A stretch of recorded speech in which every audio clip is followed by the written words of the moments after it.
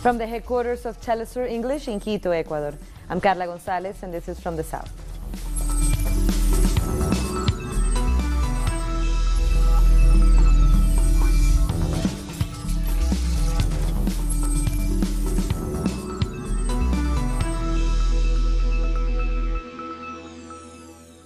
We begin in Brazil, where the lower house of Congress has voted in favor of a pension reform despite months of protest against the proposal. The House voted 379 for and 131 against in this first reading of President Jair Bolsonaro's key pension bill. The House will now debate amendments which could change parts of the bill before a second vote. If approved then, it will move to the Senate after the congressional recess. The government says the reform is meant to save billions for the federal budget, but the opposition says it is a brutal attack on basic rights. These reforms are aimed at reducing inequality. I'm sure that is the goal of all parliamentarians here, those who voted for and also against the bill. Congratulations to Speaker Rodrigo Maia for leading the work on this reform that we are approving now. You are leaving your name in the history of Brazil. I don't have a doubt that this reform is a brutal attack on workers through the worst possible methods. I'm very ashamed at what is happening here tonight. And there were more protests against the pension reform before and after the vote. Thousands marched through the center of Sao Paulo, threatening to bring Brazil to a standstill if the bill is finally passed into law. And in Brasilia, protesters tried to break into the Congress before they were driven back by the police with tear gas and pepper spray. Today is a very difficult day because we see that the majority in Congress wants to vote in favor. Our bench, the opposition, is very small, but the people are on the streets, and when it comes to rights, a lot is won from the street from popular pressure and mobilization. The working class is living in misery. Heads of families are living on the street because they can't pay the rent. It's tough. So before they mess with the pockets of the poor, they have to reach inside their own pockets because there are many people there in Congress retiring at 40, 50 years, and we have to die to retire. Our correspondent Ignacio Lemus has more from Sao Paulo. In the first round of votes, Brazil's lower house has approved the pension reform that would restrict access to pensions in Brazil. The reform was proposed by the government of Jair Bolsonaro and led by Economy Minister Paulo Guedes. It was highly praised by the president of the lower house, Rodrigo Maia, and by many conservative lawmakers. But critics say Bolsonaro's pension reform will do more harm than good for Brazilians. If passed, the reform will limit access to the pension system and make it difficult for relatives to gain access to a pension in case of illness or death. It would also set a minimum retirement age of 65 for men and 62 for women. And this would affect negatively regions like the Sao Paulo suburbs and Brazil's northeast, where the average life expectancy is only about 60. Meaning it would be almost impossible for people to get a pension. And that's why social movements, unions and left-wing parties have been demonstrating in Brasilia and Sao Paulo. They tried to get inside the Congress during the vote, but the police used tear gas and pepper spray against them at the entrance. Protesters marched through the main avenues in Sao Paulo. The bill still awaits a second vote in the lower house later this week, and if approved, it will move to the Senate after the congressional recess from July the 18th to the 31st. Ignacio Lemus from Brazil. So let's take a closer look at what this pension reform involves. If Bolsonaro's pension reform is passed, the number of years someone has worked will no longer count. The new retirement age will be the only thing that determines your pension. That will put at a disadvantage all those who began to work early in life and whose health may have deteriorated or who can no longer find a job. I began selling water when I was 13. Now I am 19 and I sell floor cleaning rags to anyone who needs them. That's how we survive, unfortunately, looking for work from when we are kids. According to recent research, Dante's experience is shared by 45% of men and 34% of women in the cities of Brazil, who began to work before they were 15. In the countryside, the figure is higher. 78% of men and 70% of women. That means a majority of the population will be affected by this reform. The government says the aim is to begin to balance the books of the Social Security Institute, whose deficit is 3 times less than the amount it is owed by big companies. A number of banks and big companies have large arrears in their contributions. There's a lot of tax evasion because the government doesn't invest in tax collectors who would investigate and charge those who are not paying. What's more, the government grants a lot of exemptions which allow companies not to pay.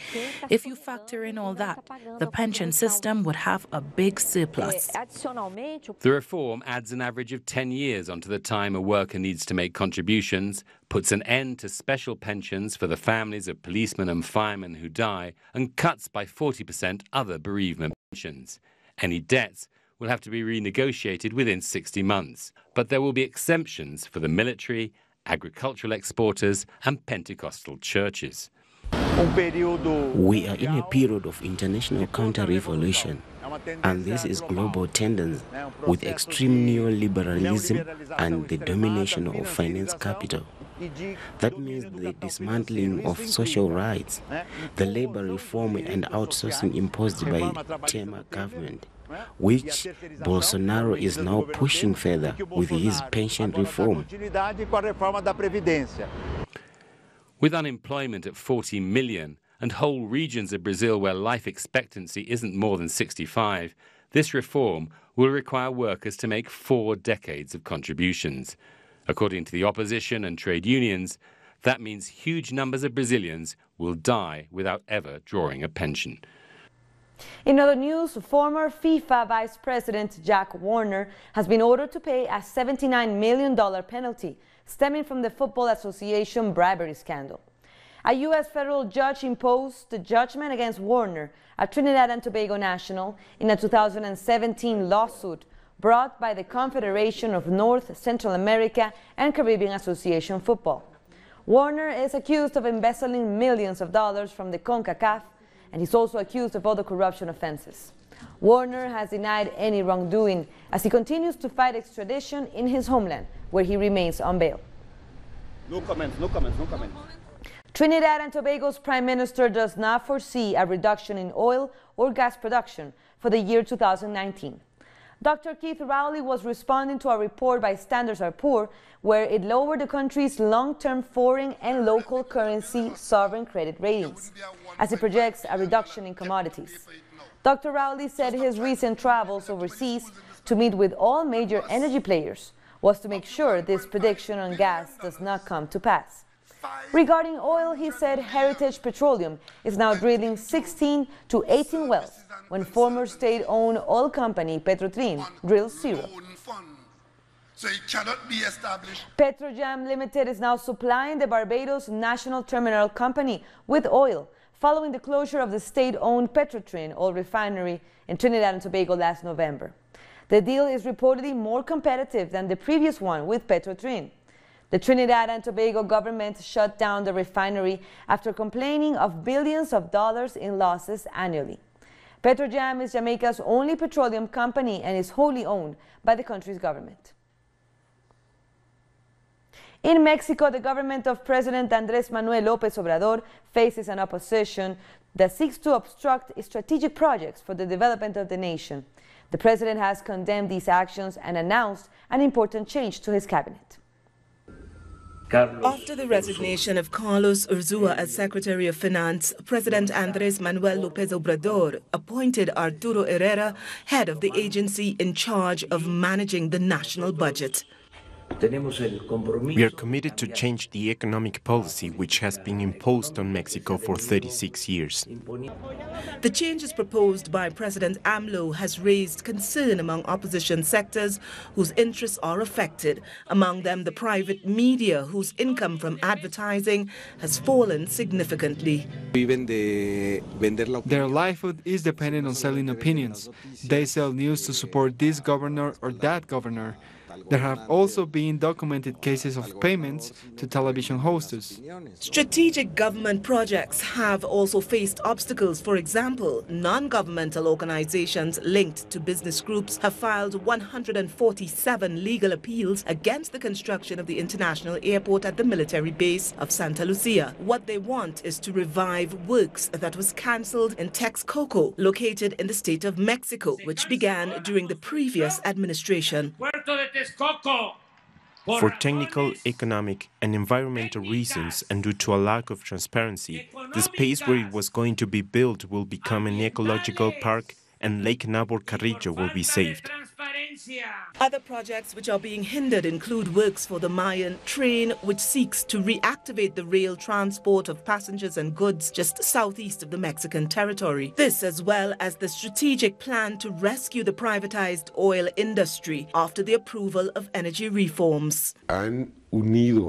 They have joined groups that argue against environmental damage and in defense of the community to attack a project that is actually a proposal to spur economic activity for the benefit of the said communities.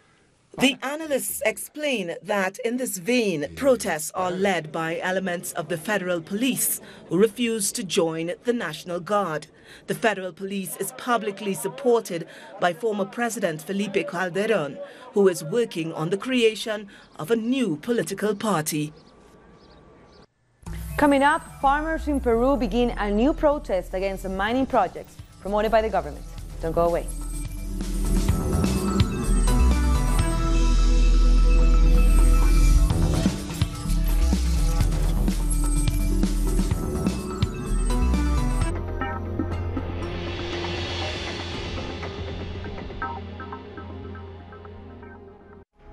Pakistani journalist Tariq Ali examines the mass media influence promoted by imperialism. Get access to the analysis of the socio-economic and political life of the whole South America on our screen and platform in English. A critical place committed to the truth to determine the major events that transformed the world today. On Monday, only on Telesur.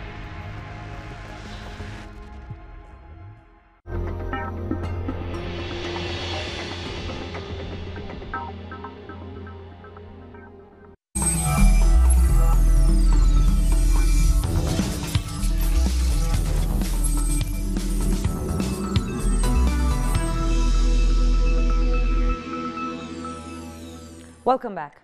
In Peru, small farmers in the Andean regions of Arequipa and Apurímac are set to start a new round of demonstrations against mining in the region.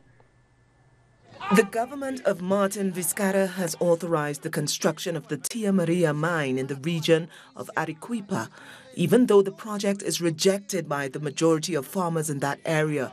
The government has also deployed hundreds of troops to the location. What we want is the mine to go away and Martin Vizcarra to step down. The Valley of Tambo prefers agriculture. We want to protect our water and therefore we don't want the mine. Protests against the mining company Tia Maria are held across several points of the Tambo Valley, and farmers also announced an indefinite strike starting from July 15th. Meanwhile, in the Apurímac region, the campesino community of Huancure is stepping up against the mining company Las Bambas over the environmental damage it's causing.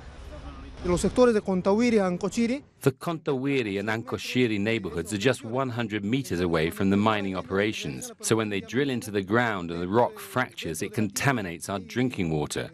The water becomes dirty and it seriously affects us. This community of 500 inhabitants say they sold their land to the mining company with the promise that the company will carry out development work for the benefit of the community. However, the community says the company has failed to keep its promise and nothing has been built. Currently, they don't even have a health center. They extract hundreds of truckloads of minerals, yet we are living in extreme poverty. And that is not fair for a community that is directly affected by their activities. The community says the Las Bambas mining company is currently trying to take over more than 130 hectares of their lands through illegal means. The farmers say if the government does not address their demands, they will go on an indefinite strike in the near future. Over 10,000 Walmart workers in Chile have gone on strike to demand better salaries, in what many are calling the largest private sector strike in the country in decades. According to the Walmart Workers Union, they are demanding a 4% raise in their salaries, but the company has only offered them 3%. The strike comes after negotiations over a new labor contract broke down earlier this week. The strike has shut down more than a quarter of the approximately 400 stores that Walmart operates in Chile. In Colombia, 2 former FARC combatants have been killed in the Cauca department. Our correspondent Tatiana Portela from Bogotá has the details. Un saludo muy especial para usted y para todos nuestros televidentes. Pues bien, ya el día de ayer fueron asesinados. 2 former FARC combatants have been murdered in the department of Cauca on Tuesday. Weimar Galíndez Daza was killed in the municipality of Tambo. Meanwhile, Carlos Yunda was killed in the municipality of Corinto, both in the department of Cauca. During the attack, Judas Brothers, who was with the victim, was severely wounded. Since the 2016 peace deal, at least 136 former FARC combatants have been killed. Leaders of the FARC political party have been requesting meetings with President Iván Duque to discuss the issue ever since he took office, but the president has so far failed to address their calling and also continues neglecting the issue of murder of social leaders. Since the 2016 peace deal, more than 600 social leaders have been killed. The government of Iván Duque hasn't implemented any security measures to tackle the growing amount of killing. Neither he has made steps to dismantle paramilitarism. On the contrary, Duque's government supports paramilitarism, despite reports about their questionable acts, like a recent paramilitary raid at the indigenous shelter of Guagua e Islas in the Uraba region. Today, FARC Senator Antonio Lozada presented evidence to the Attorney General's office about the possible killing of former FARC combatants. Despite growing amount of evidence, Lozada and another FARC politician said that the Attorney General is not handling the investigation of these killings seriously enough. Therefore, they call on the international community to follow the process and also the implementation of security measures to protect former FARC combatants. Tatiana Portela from Colombia. In other news, Venezuela's Attorney General says that Enzo Franchini Oliveros has been arrested in Spain for the burning alive of Orlando Figuera during violent opposition protests in May 2017. Venezuela's public ministry had made a request to Interpol for his capture after he was identified in videos. The top prosecutor says that the suspect is accused of public instigation, manslaughter, and terrorism. After the break, firefighters are trying to put out a massive fire that broke out at a power plant in Russia. Stay with us.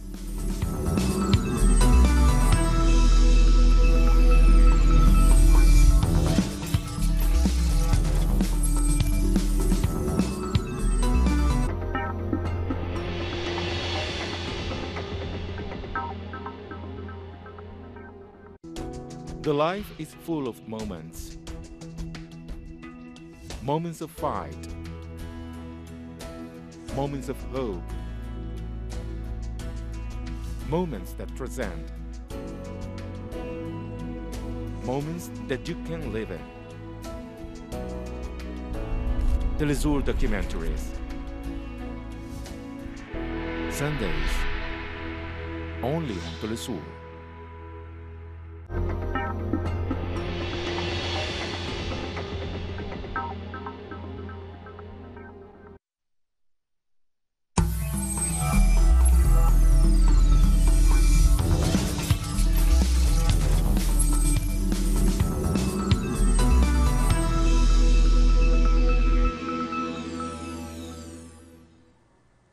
Welcome back.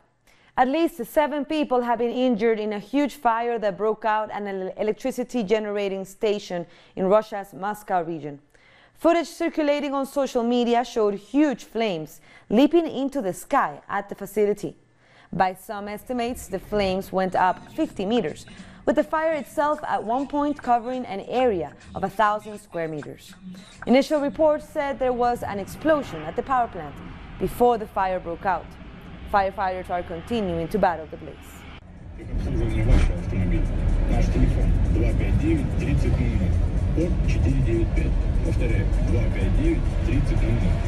The death toll from a fierce storm in northern Greece has increased to 6 after an injured child died overnight.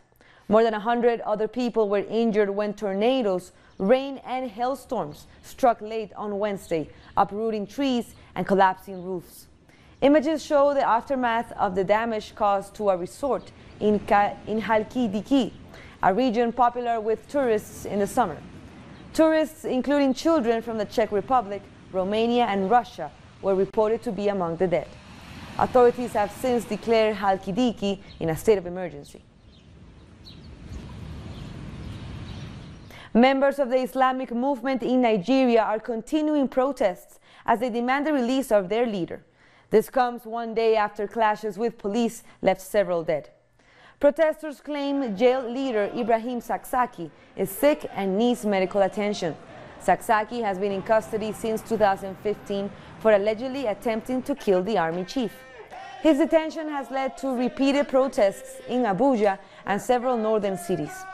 On Tuesday, the National Assembly went on lockdown after shots were fired, leaving 3 people dead and police officers injured.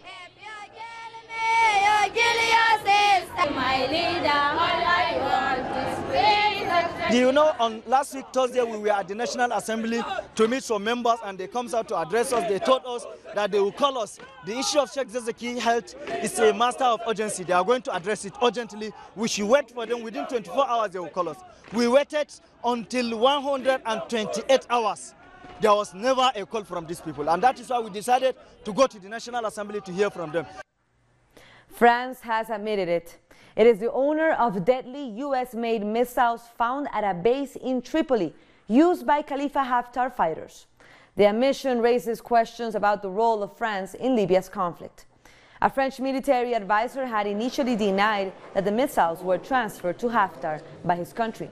But later, the French military acknowledged the weapons were meant to be used in counter-terrorism operations, adding that they were defective and meant to have been destroyed. The missiles, usually sold only to close U.S. allies, were recovered by Libyan government forces in Tripoli. This development has implications on the UN arms embargo and would put Washington at odds over Libya policy with France.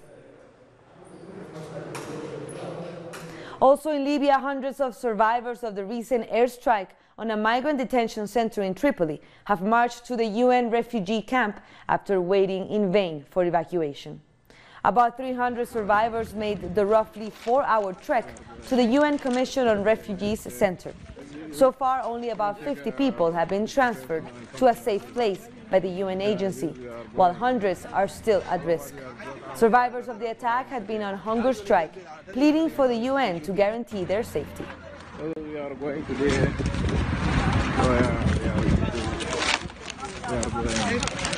The captain of the migrant rescue ship Sea-Watch, Carola Raquet, is awaiting a second hearing after she was arrested by Italian authorities for docking at an Italian port.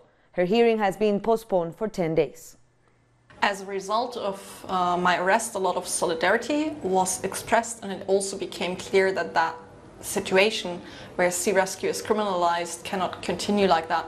So fortunately, we have seen in the last days that the Alan Kurdi vessel operated by CI has been able to transship the rescuees to Malta, from where they will be distributed to European countries.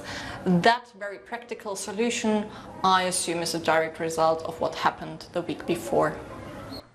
Protesters have taken to the streets of Rome, Italy, to condemn the Interior Minister's attempt at evicting low-income residents from occupied buildings. Residents, migrants, and union members say the eviction plans would lead to hundreds more living on the streets.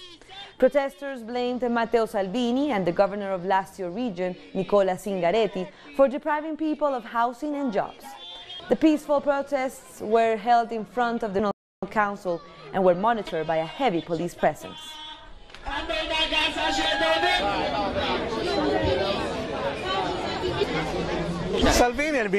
Salvini is a propaganda minister who criminalizes the poorest, but he has the same interests as the European Union.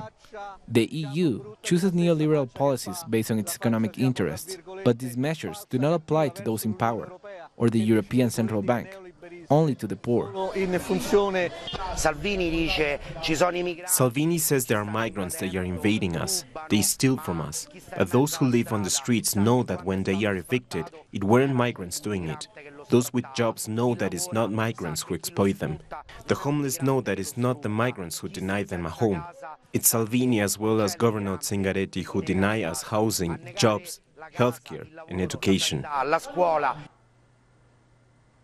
Ending a 20-year-long effort, Ukraine has inaugurated a new metal dome, sealing off the destroyed reactor at the Chernobyl nuclear plant.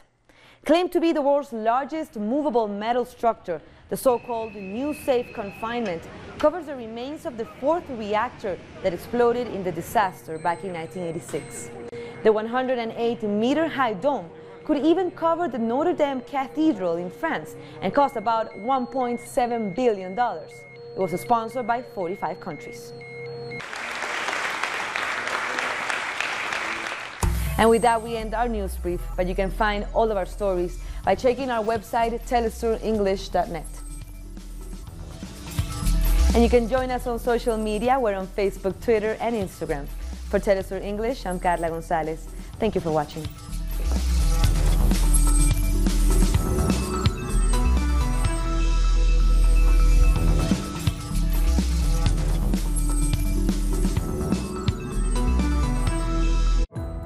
Our actions have an impact on the environment.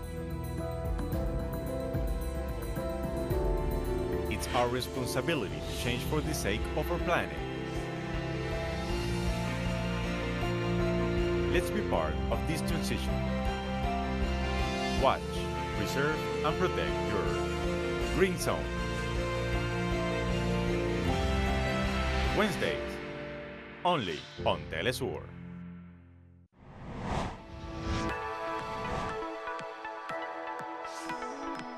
Discover the cultural diversity that defines a continent.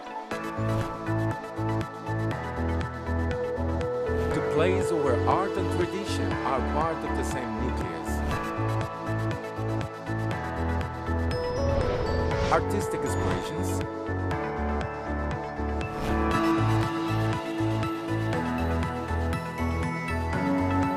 values,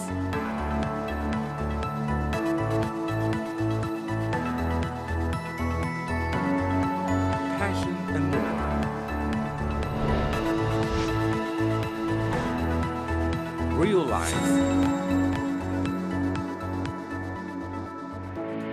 Fridays, only on Telesur. Follow the most important global events through a comprehensive perspective. With a team of journalists in 25 locations around the world to convey our people's reality. From the South